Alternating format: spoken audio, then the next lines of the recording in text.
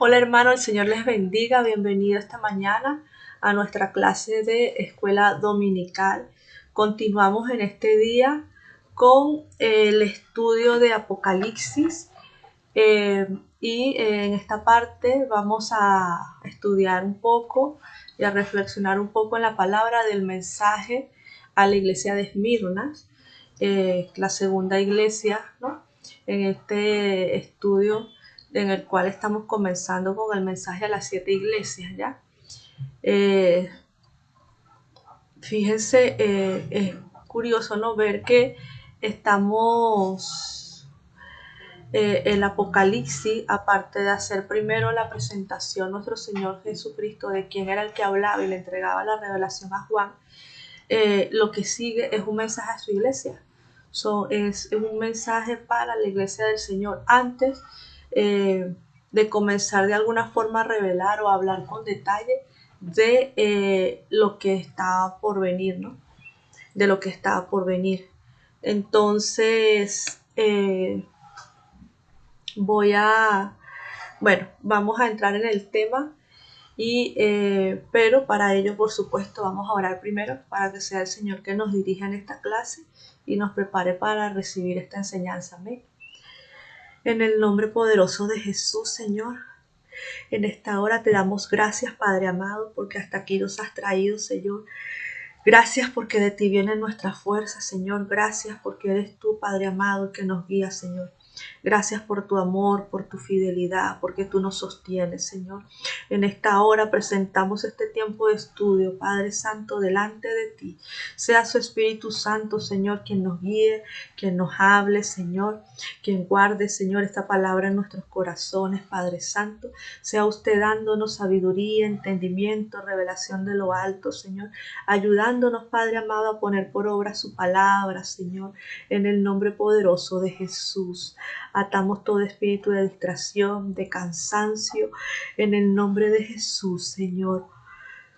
Te damos a ti la gloria, la honra, la alabanza y la adoración, Señor. En el nombre de Jesús. Amén y amén. Bueno, en esta ocasión, hermanos, comenzamos con, como les dije, la iglesia en Esmirna, ¿no? Y encontramos este mensaje en Apocalipsis capítulo 2 del verso 8 al verso 11 y leemos la palabra en el nombre de Jesús y nos dice así: y escribe el ángel de la iglesia en Esmirna, el primero y el postrero, el que estuvo muerto y vivo, dice esto: yo conozco tus obras y tu tribulación y tu promesa, pero tú eres rico, y la blasfemia de los que se dicen ser judíos y no lo son, sino sinagoga de Satanás. No temas en nada lo que vas a padecer. He aquí, el diablo echará a alguno de vosotros en la cárcel para que seáis probados, y tendréis tribulación por 10 días. Sé fiel hasta la muerte, y yo te daré la corona de vida. El que tiene oído, oiga lo que el Espíritu dice a las iglesias. El que venciere no sufrirá daño de la segunda muerte. Entonces, en algunos textos de estudio, en algunas Biblias de estudio, esta iglesia, ¿verdad?, es conocida como la iglesia perseguida, ¿ya?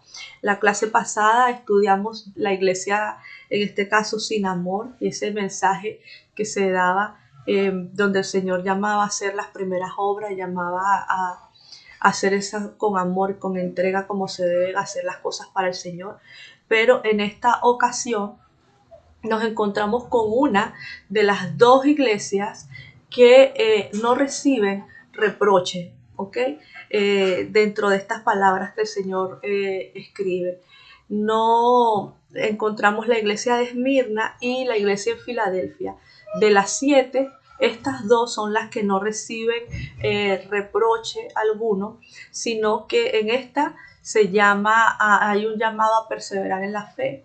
Y en la otra vamos a encontrar que ahí es un llamado a resistir, ¿no? A guardar lo que se tiene y a resistir. Entonces, de estas dos iglesias, vamos en este caso hoy a estudiar Esmirna, como ya les dije hace un momento, y encontramos lo primero, es la presentación que hace nuestro Señor, como vemos en cada uno de los mensajes. Entonces, en la presentación Él nos muestra un poco su omnipresencia y fíjense que habla de Él es el principio y el fin, ¿no? Él habla del postrero, del primero y del postrero, ¿ok? Que Él es el primero y el postrero. Entonces, y es decir, él es el que estaba, el que ha estado, el que está, y Él es el que estará. ¿Ya? Nos habla también un poco de su omnipotencia, es decir, el que estuvo muerto y vivo, ¿no? Nos habló un poco de su poder y esto nos hace referencia a su resurrección. Podemos recordar algunos pasajes, en este caso en los evangelios, que nos recuerda esto de nuestro Señor Jesucristo, y uno de ellos lo encontramos pues clásico o muy conocido este pasaje en Juan 1 del 1 al 3, que es donde nos dice: en el principio era el verbo y el verbo era con Dios y el verbo era Dios. Este era en el principio con Dios. Todas las cosas por Él fueron hechas y sin Él nada de lo que ha sido hecho fue hecho. Esto nos recuerda que ya desde el principio, desde la creación, nuestro Señor estaba allí, ¿ya? Y encontramos también, en este caso, en el Evangelio de Juan, ese pasaje donde nuestro Señor Jesucristo le habla y muchos de los fariseos no entendieron y se enfurecieron, ¿no? Un poco, pero Él habla de su poder. Cuando Él dice: destruid este templo y en 3 días lo reedificaré. Recordamos que en este pasaje ellos lo tomaron como que era literalmente el templo, ¿no? Al que iban a adorar, la iglesia, pero nuestro Señor hacía referencia a su cuerpo, ¿no? A la resurrección de su cuerpo. Entonces, en el saludo, en la presentación que hace nuestro Señor de quién es el que da el mensaje a esta iglesia, Él nos recuerda un poco ese que Él siempre ha estado, Él siempre está, y nos recuerda su poder, ¿no? De que ya Él venció, Él resucitó. Y creo que no es un poco casualidad de que para el mensaje que se da en este momento, recordemos la fidelidad de nuestro Señor, recordemos que Él siempre está y no nos ha dejado, siempre ha estado y Él va a estar. Y recordemos que es todopoderoso y que ya Él venció, Él resucitó y Él nos dio ya la victoria, ¿no? No perdamos eso de vista. Encontramos unos puntos en general en relación a este mensaje, y el primero es que llama en este caso a la iglesia a no temas lo que vas a padecer, es decir, a no tener miedo de la prueba, ¿ok? Que iba a vivir. Entonces una de las cosas o uno de los llamados es a no tener miedo, ¿no? No tener miedo. Recordemos que el amor echa fuera todo temor, y recordemos eso, que nosotros hemos creído en un Dios vivo, en un Dios fiel, en un Dios todopoderoso que no nos ha dejado. Como ya les comenté hace rato, es una de las iglesias a las que no se le hace crítica, al igual que a Filadelfia. De estas 7 iglesias, solo estas 2, las otras 5, encontramos que cada una tiene una crítica y algo en lo cual que corregir, ¿no? Y encontramos que la llama a ser fiel hasta la muerte, es decir, a perseverar hasta la muerte, a no claudicar, a mantenerse fiel allí en la fe. Y otra de sus características generales es, vemos que a cada una de estas iglesias, al final, el Señor le habla de una recompensa. Y en este caso, la promesa es la corona de vida. Pero ahora, cuando nosotros comparamos estas recompensas, también nos vamos a dar cuenta de que hay un hilo conductor y una relación, ¿no? Y de alguna forma todas son el camino, y esa promesa por excelencia es la vida eterna, ¿no? Y el reinar con nuestro Señor. Pero bueno, esto va a ser tema de otra clase. Vamos ahora un poco antes de entrar a reflexionar en sí en el mensaje, que creo que más que esta parte histórica o geográfica, es reflexionar en el mensaje, en la palabra del Señor, lo que nos va a dar o lo que nos da esa fuerza, esa palabra que viene del Padre para nosotros, para vivir, ¿no? Como creyente y como hijo de Dios. Pero es importante conocer un poco el contexto en el cual se da la palabra. Y vamos a ver rápidamente aquí algunas características de Esmirna como ciudad, ¿no? Entonces, una ciudad que se ubicaba, esta iglesia era una ciudad, estaba en una ciudad, perdón, rica. ¿Por qué? Por su ubicación geográfica. Estaba ubicada en una línea o en una vía de comercio, ya también relacionadas con el puerto, en este caso de Éfeso, y esa ubicación geográfica la ayudaba a tener una buena actividad comercial, ¿ok? Lo cual generaba ingresos y buenas ganancias, y por eso se considera que está ubicada en una ciudad rica, ¿no? Debido a su ubicación, a la actividad económica que había, ¿ya? Por esa línea, ese espacio geográfico en el cual se encontraba. Fue la segunda ciudad que recibiera una carta del apóstol Juan en el libro de Apocalipsis. Hechos 19:10 nos sugiere que la iglesia fue fundada durante el tercer viaje misionero de Pablo. Disculpe. Un poco de alergia. Entonces, encontramos ya referencia de esto y recordando su cercanía con Éfeso, ¿no? En la cual, de hecho, fue la iglesia que se estudió la vez pasada, y también nuestra hermana Karen hizo un buen contexto recordando la fundación de la iglesia en Éfeso y todo cómo se da en este caso el evangelio en esta ciudad. Entonces, dentro de este mismo círculo de influencia, de alguna forma dentro de este mismo eje, pues vamos a encontrar que se levanta la iglesia también en Esmirna, a la cual es enviada esta segunda carta. Entonces, el lugar antiguo de Esmirna no se ha excavado mucho debido a que la ciudad puerto de Izmir, que es como se llama hoy día, alberga la segunda población más grande en Turquía. Esa Asia Menor es lo que conocemos hoy día, o esa zona donde está esta iglesia, como Turquía, con la excepción de la ágora, el teatro o algunas secciones del acueducto romano. Poco queda de la ciudad antigua, y estos espacios que quedan son de uso turístico, ¿no? Esto desde el punto de vista geográfico. Desde el punto de vista histórico podemos recordar algunos de los emperadores que persiguieron a la iglesia cristiana en este tiempo, ¿no? Durante este segundo y tercer siglo después de Cristo. Y algunos estudiosos han dado este mensaje de las iglesias como que es la iglesia en determinados tiempos, y hemos pasado, y si vamos así podríamos ubicarnos hoy quizás en el tiempo de la Odisea. Pero en realidad, cuando nosotros estudiamos la palabra del Señor, podemos darnos cuenta que Él no solo habla para un determinado tiempo, ¿no? Ya pasado, sino que esta palabra puede volvernos a hablar y sigue teniendo una vigencia, sigue teniendo una enseñanza hoy día y aún para el futuro, para mañana.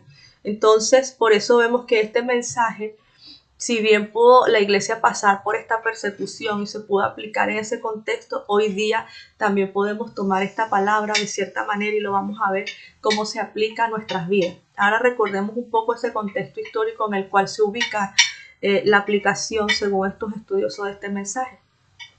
Recordando que la iglesia fue perseguida por Nerón, Domiciano, Trajano, Marco Aurelio, Severo, Maximino, Decio, Valeriano, Aureliano, Diocleciano. Estos son algunos de los emperadores romanos que fueron perseguidores de la iglesia cristiana, y entre los más crueles encontramos Nerón, y también encontramos a Diocleciano.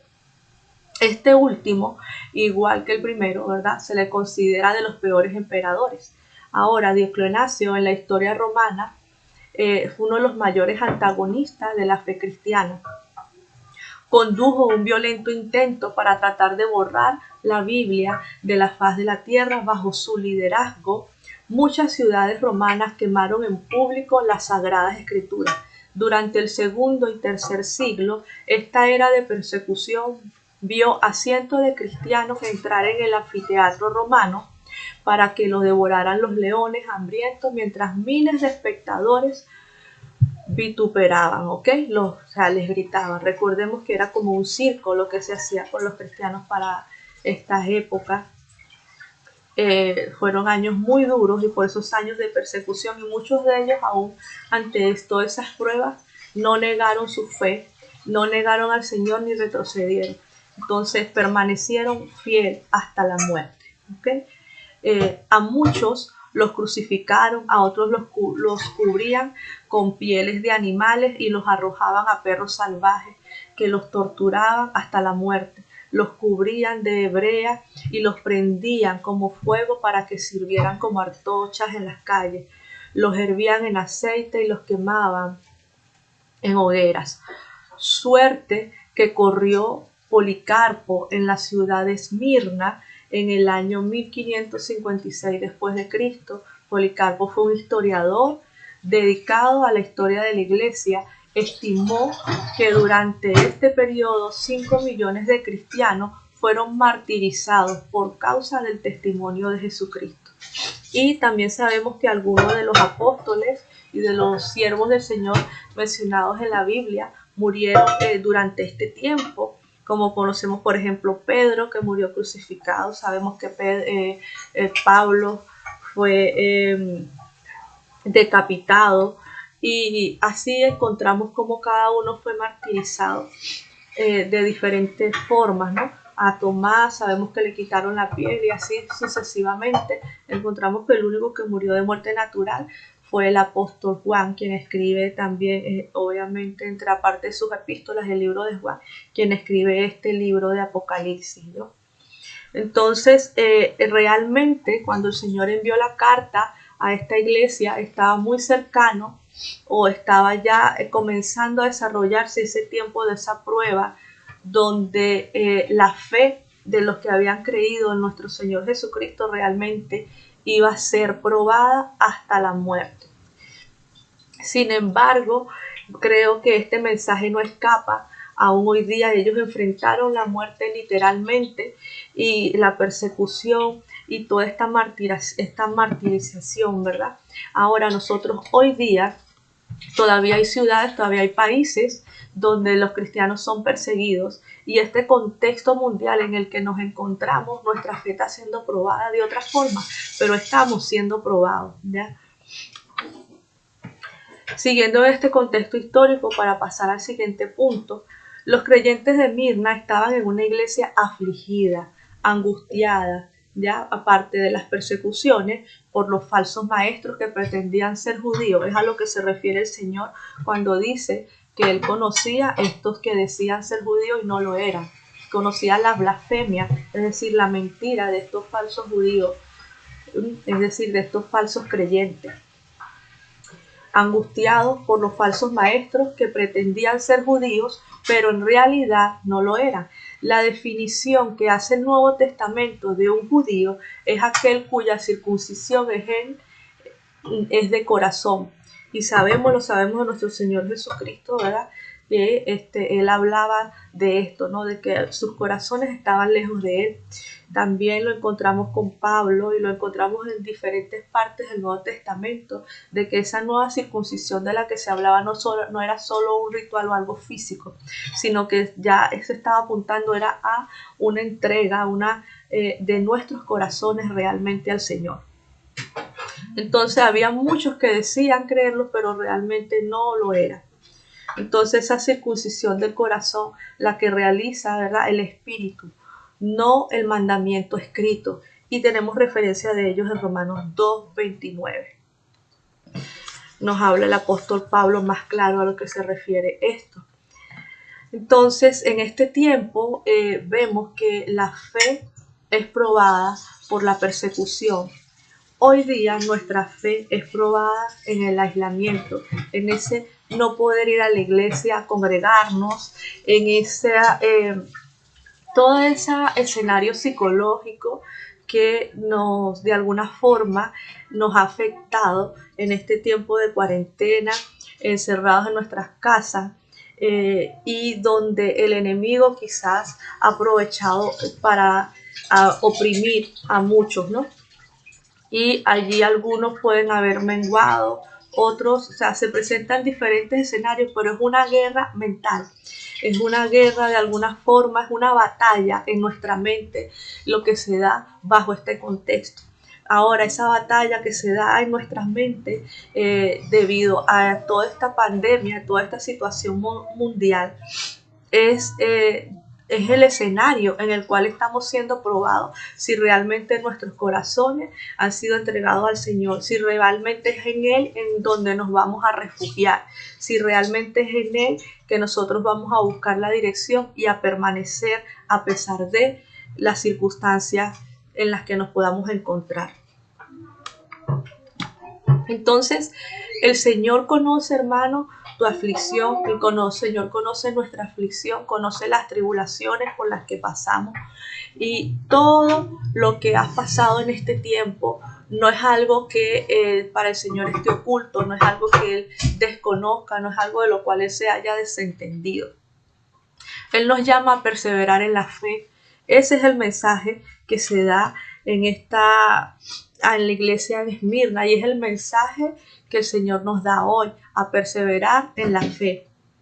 Entonces, aunque tengamos escasez material por algún tiempo, estamos a veces limitados o muy cortos, gracias al Señor no ha faltado el pan en la mesa, gracias al Señor la provisión ha llegado en el tiempo, el Señor nos ha sostenido y el Señor nos va a seguir ayudando, socorriendo, de donde menos a veces nos imaginamos.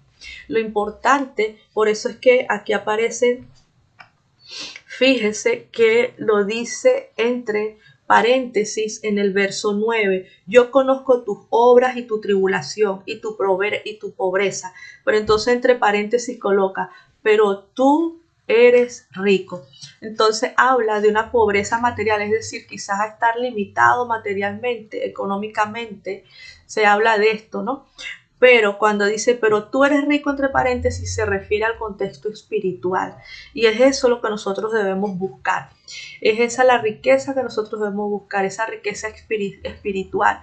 Estar llenos del Espíritu Santo, permanecer en la presencia del Señor, estar nosotros alimentándonos constantemente de su palabra, buscando su presencia, su dirección en la oración. Es esta la riqueza que nosotros debemos buscar, esa que permanece.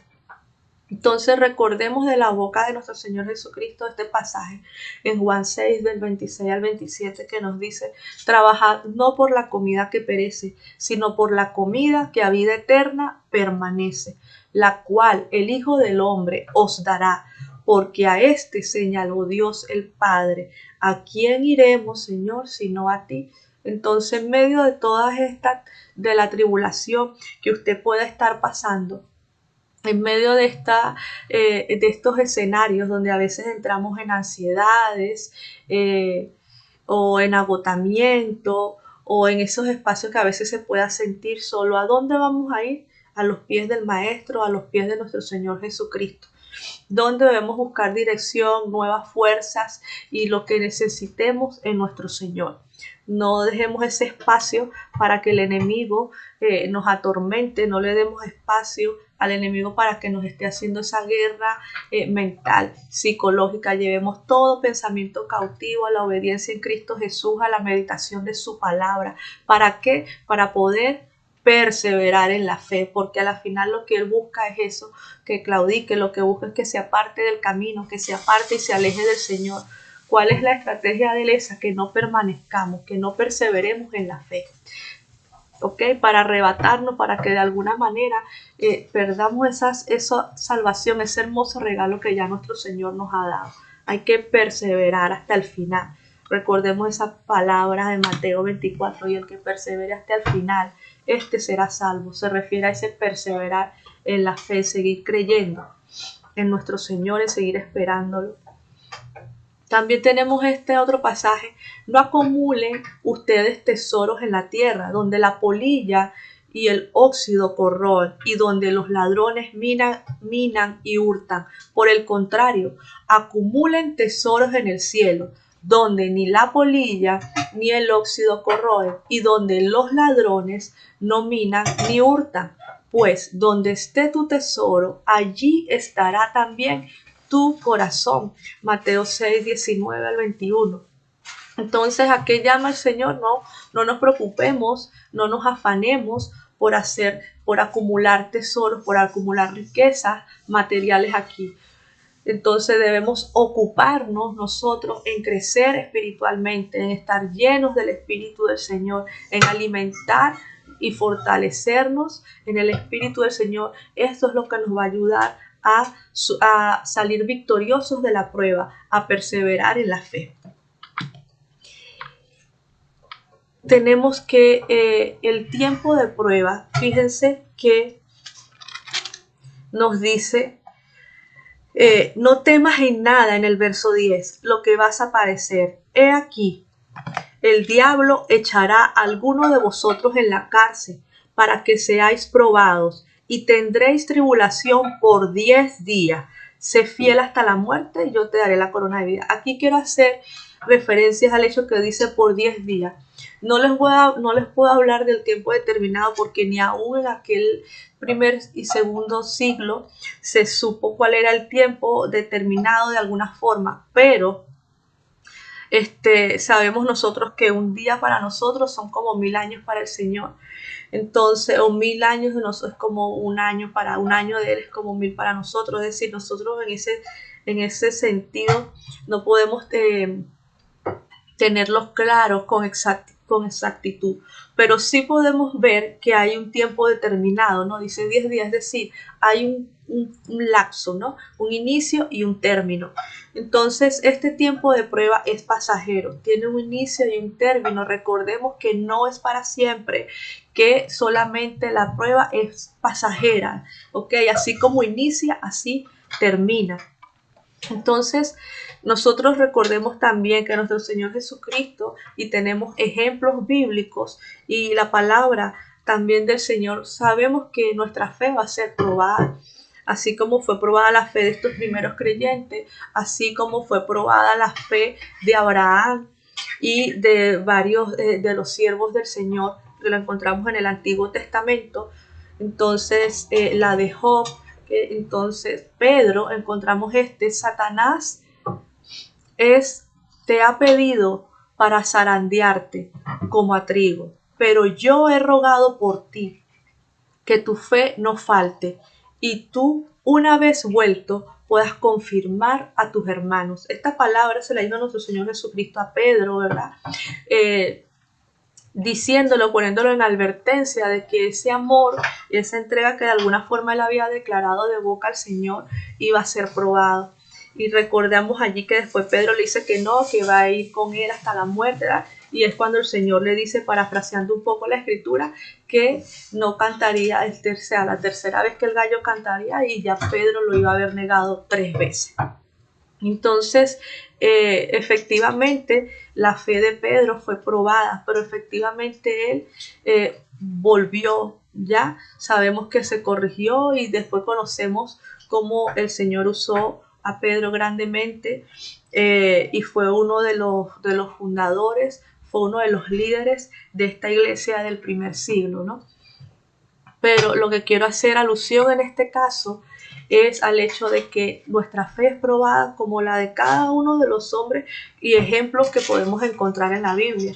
Un ejemplo clásico de también es Job. Recordemos entonces que Satanás también de alguna forma cuestionó la fe que Job tenía en Dios, y el Señor le permitió a Satanás probarlo. Entonces fíjense que es similar aquí con Pedro. Entonces Satanás, fíjense que dice: Satanás os ha pedido, él lo pidió. Y en el caso de Job, él también le pidió a Dios el hecho de probarlo, y a la final es probar, es para ver, como para que podamos nosotros, y el Señor lo permite. Hay tiempos, hay momentos y tiempos donde el Señor permite esto, y es para que ante los ojos del enemigo pueda quedar claro si realmente nuestro amor para con Dios es incondicional. ¿Ya? Vemos, dijo Jehová a Satanás, he aquí, todo lo que tiene está en tu mano, solamente no pongas la mano sobre él. Es decir, de alguna forma estaba guardando su vida, ¿no?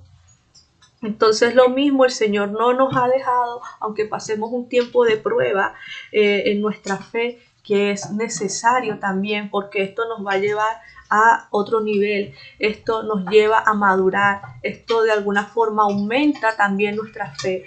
Entonces es probada, pero también se pasa a otro nivel, ¿ok?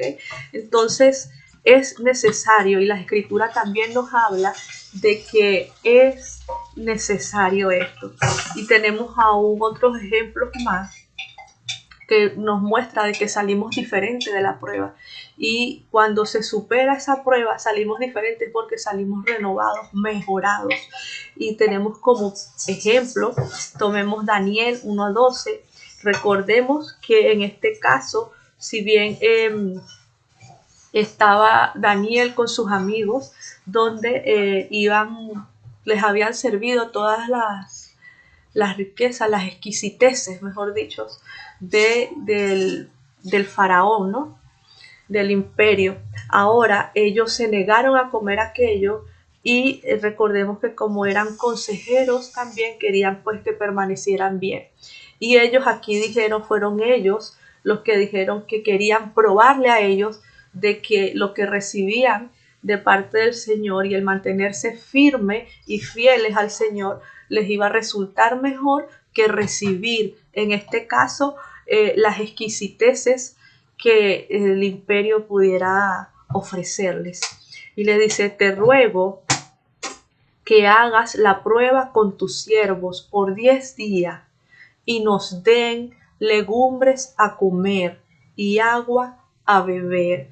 Entonces aquí cuando Daniel se negó y sus amigos a comer de esas exquisiteces, y que de alguna forma lo iban a llevar a contaminarse, ¿ok? Con estas comodidades y lujos del imperio. ¿Para qué? Para él someterse a mantenerse fiel en todo lo que el Señor le había instruido. Y le dice, deja que te pruebe. Y después, recordando el pasaje bíblico, vemos que ellos estaban más rozagantes. Ellos, era sorprendente ver cómo estaban bien, ¿no? Físicamente se podía notar que no habían sido afectados, ¿no? Y que al contrario había sido de beneficio el mantenerse fiel en todo, incluso en su alimentación, en su fe para el Señor, ¿no? Como siervo de Dios. Y recordamos este pasaje en Primera de Pedro 1:7 que dice, para que sometida a prueba vuestra fe, mucho más preciosa que el oro, el cual, aunque perecedero, se prueba con fuego, sea hallada en alabanza, gloria y honra cuando sea manifestado Jesucristo. Entonces, es decir, nuestra fe es probada así como el oro es probado. Encontramos aquí, y también hay otros pasajes que nos hablan de esa necesidad de que nuestra fe sea probada. Pero al igual que el oro, cuando pasa por el fuego, sale más reluciente. Ese es el ejemplo. Entonces nuestra fe igual, después que es pasada, que es probada, nosotros salimos más reluciente en el sentido de que pasamos a otro nivel con el Señor. Amén. Por eso el Señor nos dice, sé fiel hasta la muerte. Hermano, no claudiquemos, sigamos corriendo la carrera de la fe para que recibamos nuestra corona de vida. ¿Qué es lo que se está probando? Lo que se prueba en este momento es nuestra fe. Entonces, estamos en la escasez, nos prueba nuestra confianza, que a la final también va relacionado con nuestra fe en el Señor.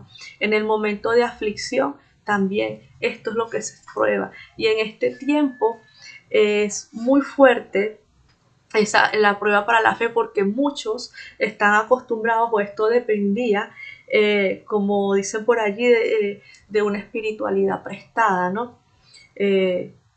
Y dependía solamente de ir a la iglesia y recibir de nuestros pastores, o dependía de ir y recibir del maestro, estar allí, pero ahora depende netamente de nosotros, de la comunión, de la relación que nosotros realmente tengamos con el Señor, el mantenernos o el claudicar y abandonarnos. Entonces, hacernos responsables nosotros mismos de nuestro crecimiento, de nuestro alimento, de nuestra comunión con el Señor. Al final vemos también que nos dice: el que tiene oído, oiga lo que el Espíritu dice a las iglesias. El que venciere no sufrirá daño de la segunda muerte. A ver, ¿qué es la segunda muerte? Entonces, primero debemos tener en cuenta que a cada una el Señor, cada mensaje, aquí el Señor dice eso, ¿no? El que tiene oído, oiga lo que el Espíritu dice a las iglesias. Y como dijo nuestra hermana Karen, la clase pasada, también al principio comienza con esa bienaventuranza, donde dice: bienaventurados los que oyen y guardan estas palabras, ¿no? Entonces también hablaba de ese oír, ¿no? Y después lo repite una y otra vez en cada uno de estos 7 mensajes. Y el llamado aquí es a tener nuestros oídos espirituales atentos, ese que podamos escuchar a lo que el Señor nos está llamando, podamos ver qué es lo que se nos está demandando de alguna forma espiritualmente, ¿no?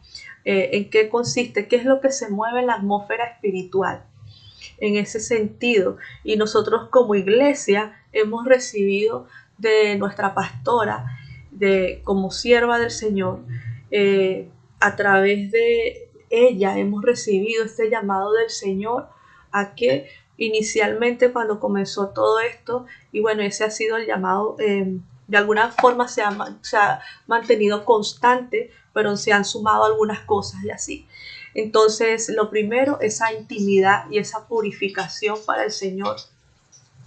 Se ha hecho un llamado a poner en orden toda nuestra vida, todas nuestras cosas en nuestro hogar, nuestra vida espiritual, con hijos, matrimonio, en todo sentido, ¿no? A poner orden en cada área de nuestras vidas. Entonces, lo primero, esa búsqueda en intimidad del Señor. Entre ello, pasar a lo que es esa purificación y santificación para el Señor. Lo otro es ir ordenando cada área de nuestras vidas conforme a cómo debemos vivir como siervos e hijos de Dios. Se nos ha llamado también a un trabajo con nuestras generaciones, ya con nuestros hijos, y se nos está haciendo ahora en este tiempo. Cada uno de ellos ha seguido vigente, pero se ha ido sumando. Ahora es perseverar en la fe, perseverar en la fe.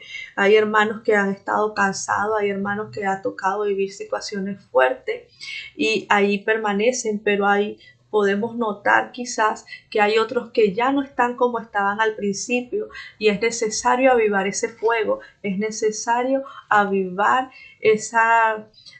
nuestra fe. Amén. Entonces, permanecer fiel. Se nos está llamando a permanecer fiel, a confiar y a esperar en el Señor. Ahora, ¿cuál es el daño de la segunda muerte? ¿A qué se refiere con ese daño? El daño de la segunda muerte es ser apartados de la presencia de Dios, estar separados totalmente de Él. ¿Y cuál es en el contexto o en qué momento, cómo podemos estar apartados totalmente de Él? Porque aún yo creo que ni siquiera estando en el mundo, todavía existe la posibilidad, por la gracia del Señor y por el amor de Dios que es tan grande por nosotros, todavía está esa opción, ¿verdad? Y sabemos que aquellos que todavía no conocen al Señor y están en el mundo, tienen esa oportunidad de que arrepentirse y volver a Él. Aún los que de alguna forma en la fe, a veces uno se aparta del Señor, está como ese hijo pródigo, la oportunidad de arrepentirse y volver a los brazos del Padre. Pero va a haber un momento en el que ya esto no sea posible. Y tenemos como ejemplo de esto Apocalipsis, la palabra del Señor en Apocalipsis 20:14. La palabra también nos muestra varios escenarios en el que ya esto no va a ser posible. Y es aquí la importancia del no abusar de la gracia, ¿no? Entonces, y la muerte y el Hades fueron lanzados al lago de fuego. Esta es la segunda muerte. Entonces ese tiempo en el que ya no vas a poder arrepentirte y volver a los brazos del Señor. Entonces, de allí la importancia de el estar atento espiritualmente y mantenernos en obediencia, mantenernos buscando y perseverando en el camino del Señor. Tenemos otra definición en Daniel. Y muchos de los que duermen en el polvo de la tierra serán despertados, unos para vida eterna y otros para vergüenza y confusión perpetua. Los entendidos resplandecerán como el resplandor del firmamento, y los que enseñan la justicia a la multitud como las estrellas a perpetua eternidad. El Señor nos ayuda a ser entendidos, a ser sabios en este tiempo, a escuchar su palabra y a ponerla por obra. ¿Ok? Porque una vez cuando el Señor venga o cuando nos toque partir con el Señor, ojalá podamos tener todas nuestras cosas en orden para cuando nos toque ese despertar sea para vida eterna y no vaya a ser para vergüenza ni para confusión perpetua. Creo que la palabra es muy clara aquí. Entonces, recordando un poco las palabras del apóstol Pablo, ¿quién nos separará del amor de Cristo? Romanos 8:35. Tribulación o angustia, ¿qué te separará del amor del Señor, hermano? En este tiempo, la escasez, el estar solo en tu casa, el no poder estar con tus amistades, entonces la persecución o el hambre, la desnudez, el peligro, la espada. Entonces, ¿qué nos va a separar del Señor? El no poder ir a cuatro paredes o la escasez, la necesidad que puedas tener, la soledad que puedas tener. Sabemos que nada nos separará del amor del Señor. Reflexionemos un poco de esto. Está en nosotros. Siempre el Señor nos ha dado ese libre albedrío de decidir. Y nosotros siempre tenemos la opción de decidir si creemos, no creemos, si perseveramos, no perseveramos, si confiamos o no confiamos. Y la invitación en esta hora es a perseverar. Entonces recordemos en este caso Apocalipsis 22:12-14 que dice: he aquí yo vengo pronto. No olvidemos eso, la venida de nuestro Señor está cerca, y mi galardón conmigo para recompensar a cada uno según sea su obra. Yo soy el alfa y el omega, el principio y el fin, el primero y el último. Bienaventurados los que lavan su ropa para tener derecho al árbol de la vida y para entrar por las puertas en la ciudad. Es decir, nuestro Señor viene, con Él viene nuestro galardón, es decir, es de Él que vamos a recibir esa corona de vida. Es a Él al que estamos esperando, y para eso debemos estar preparados para poder ser bienaventurados. A eso se refiere en lava su ropa, es decir, buscar esa santidad, poner en orden cada una de nuestras áreas y perseverar esperando su venida, ¿ya? Para entrar a las puertas de esa ciudad, esa nueva Jerusalén, que es ese reino que viene con nuestro Señor Jesucristo. Y nosotros poder tener esa vida eterna con Él.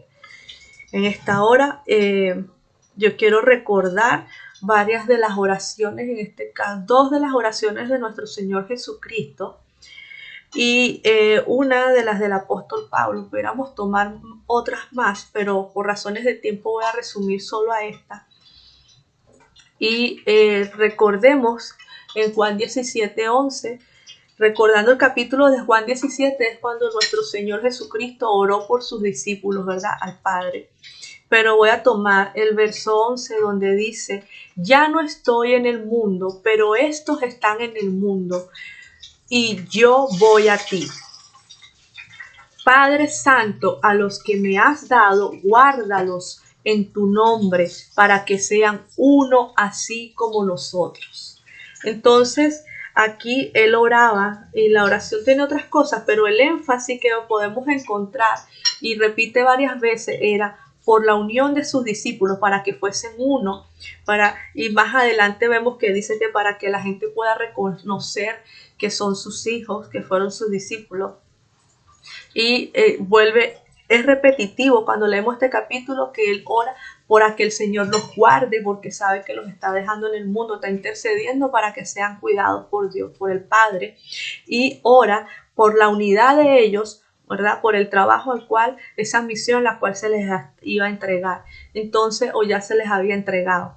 Entonces, esta es un poco también a lo que el Señor nos llama. Y sigues, ¿tú crees o nosotros podemos pensar que nuestro Señor Jesucristo no sigue intercediendo por nosotros ante el Padre para que estemos cuidados, y que Él mismo no está cuidando y no está su mano poderosa ahí con cada uno de nosotros? Él sigue, hermano, Él permanece fiel. Entonces, y el llamado sigue siendo a la unidad como iglesia de Cristo, a la unidad, como iglesia en el amor del Señor. Tenemos luego, también tenemos que oró, ¿verdad?, por Pedro, y lo leímos hace rato, cuando Satanás lo pidió para zarandearlo. ¿Y qué le dice Jesús? Le dice: yo he rogado por ti, que tu fe no falte, y tú, una vez vuelto, confirma a tus hermanos. Entonces, ¿qué le dice? Es decir, yo he rogado por ti, ahí está orando. Y vuelvo y les repito, el Señor intercede por cada uno de nosotros, Él está allí, ¿no?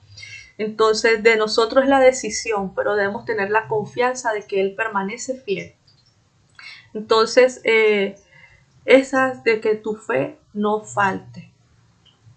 Y tenemos esta de Pablo en Efesios 1:17, donde él oró por sabiduría y revelación de Cristo para los efesios, para que el Dios de nuestro Señor Jesucristo, el Padre de gloria, os dé espíritu de sabiduría y de revelación en el conocimiento de Él. Es decir, para que podamos tener la revelación, el entendimiento, podamos tener la sabiduría, ese conocimiento de quién es nuestro Señor Jesucristo, de qué es lo que Él nos ha dado, ¿no?